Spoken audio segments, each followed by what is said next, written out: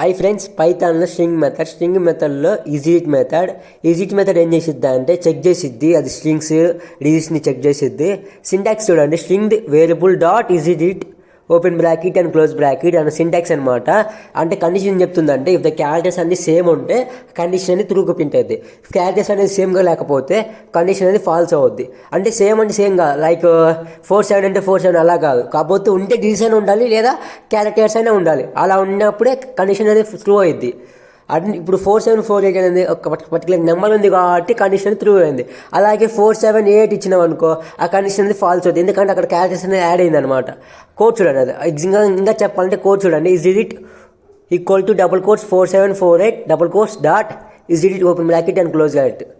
Is digit అని ఇచ్చా, ఒక నెంబర్ ఇచ్చా, ఆ నెంబర్ నాకు ప్రింట్ అవ్వాలని చెప్పి సెకండ్ లైన్ కూడా ఏం రాసా, ప్రింట్ ఈజ్ డిజిట్ అని రాసా. అవుట్పుట్ ఏమొచ్చింది, ట్రూ అని వచ్చింది. అంటే అప్పుడు ఆ ట్రూ కండిషన్ ప్రింట్ అయింది, ఎందుకంటే అక్కడ 4748 అంటే అది ఇలా డిజిట్ నెంబర్ ఉంది కాబట్టి కండిషన్ ట్రూ అయింది. This is the one topic of is digit method. Please do subscribe code with Sai.